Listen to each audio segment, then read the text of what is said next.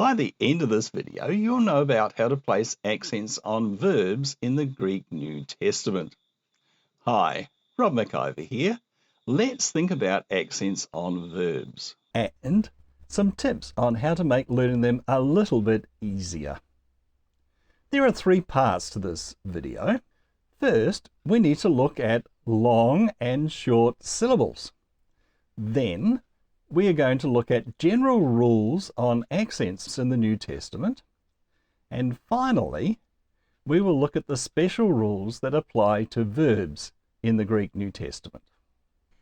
Well, let's begin with long and short syllables.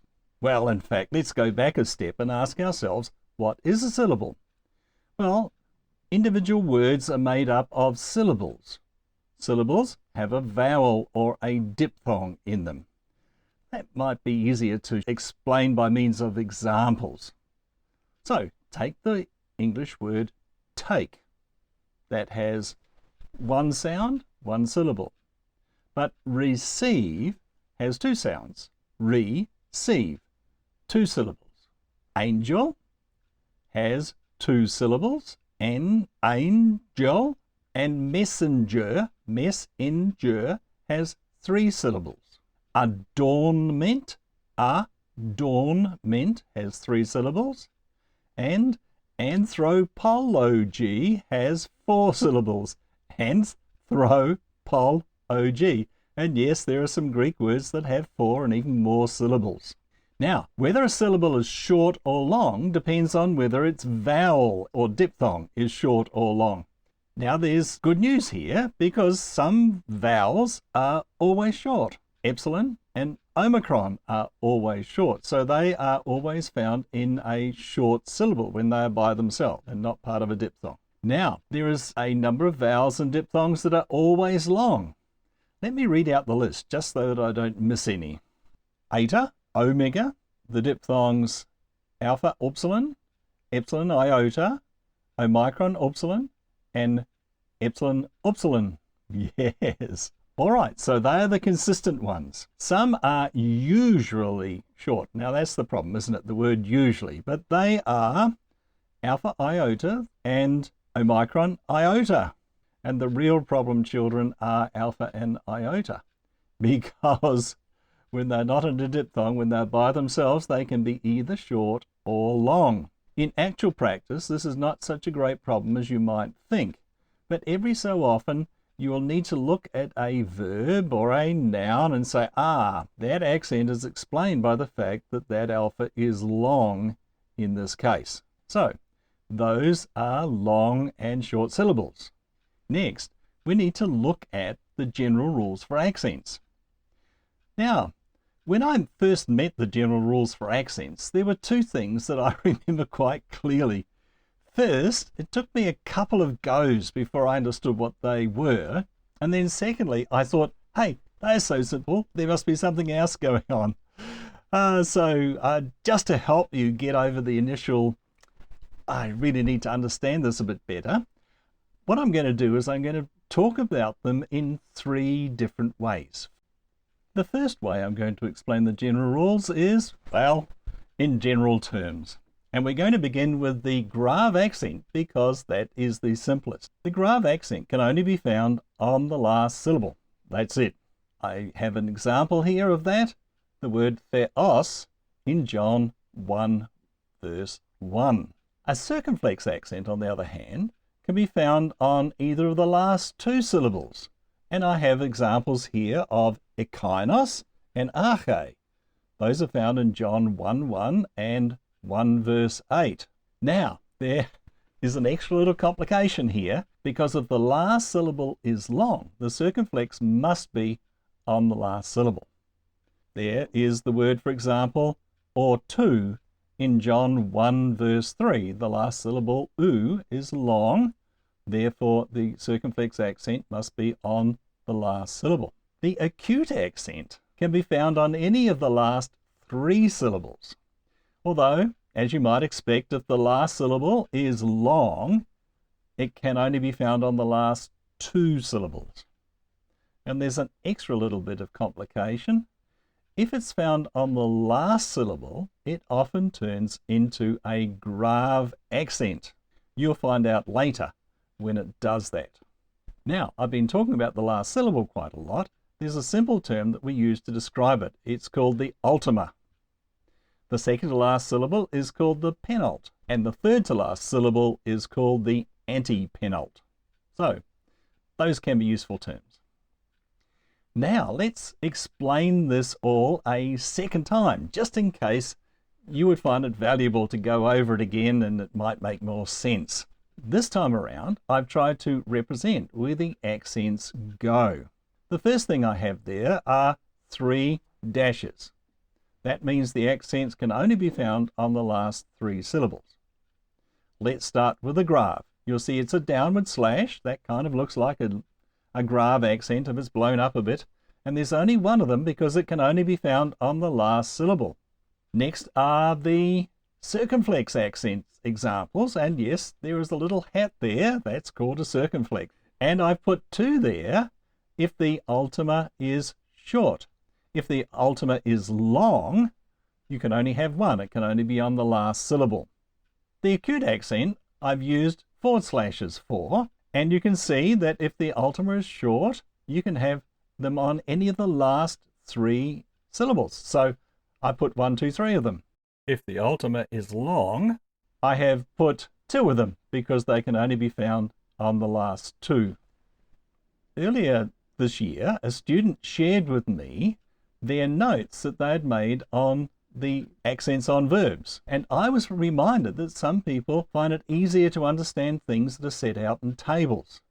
So I have set out this information in a table here. The table shows where it is possible to find the following accents. And there's 2 columns. One for if the ultima is short and one for if the ultima is long. The grave accent can only be found on the last syllable, no matter what. The circumflex accent can be found on the last 2 syllables if the ultima is short, or the last 1 if the ultima is long. And the acute accent can be found on the last 3 syllables if the ultima is short, and the last 2 if the ultima is long. Now, there's some other terminology which I'm going to share with you now. I'm going to read them just to make sure I get them right. If the acute is on the ultima, it's called Oxytone. If the acute is on the penult, it's called paroxytone. And if the acute is on the antepenult, it's called paroxytone. Haha, yes, those are new words, aren't they? If the circumflex is on the last syllable, it's called a perispomenon. And if it's on the second to last syllable, it's called the properispomenon. Now we come to the rules for accents on verb. And there is one rule that is used almost all the time, and it's relatively straightforward once you've understood it. Here it is. Accents on verbs are found as far away from the end of the word as is consistent with the general rules of accents. And the accent is usually acute. Now that sounds a bit of a mouthful, but it's easy. Let's illustrate. Take the verb lambano. Lambano, 3 syllables. But the last syllable is O, omega, which is always long. We usually use an acute accent, so the last syllable being long, it can be on either of the last 2 syllables according to the general rules, and the rule for verbs say it must be as far from the end as possible. So it must go on the second to last syllable, lambano. Let's take the same verb, but this time in the 3rd person plural. Lambanomon. The last syllable is N. It has an epsilon, which is always short.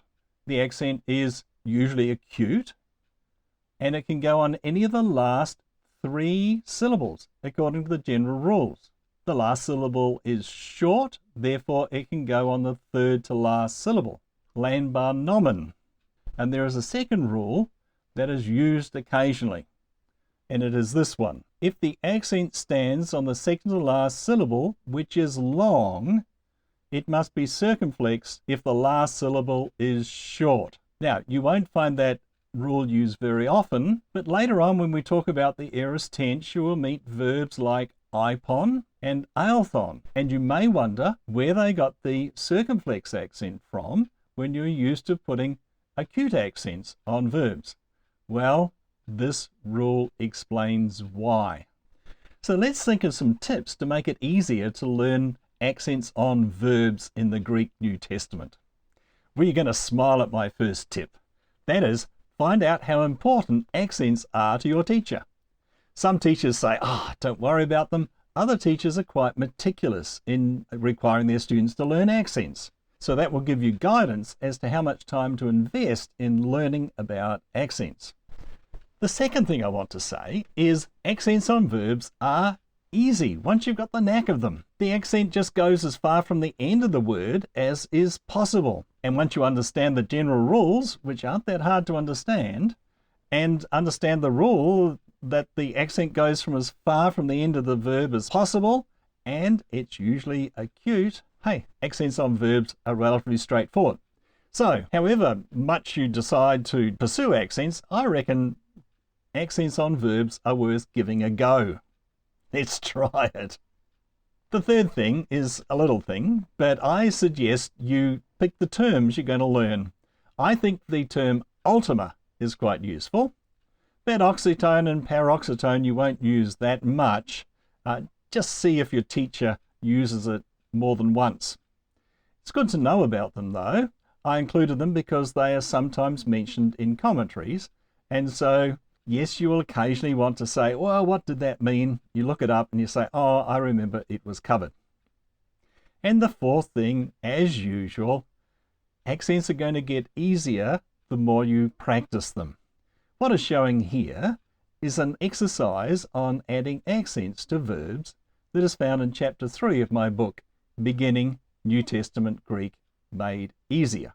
Now, the videos in this series on introducing the Greek verb for beginners, you can most easily find these videos by subscribing to my YouTube channel, NT Greek Made Easier, or by following me on x.com at McIver 2024. And hey, if you found this video helpful, why not let me know by clicking on the like button below or by clicking on the heart icon. Thank you.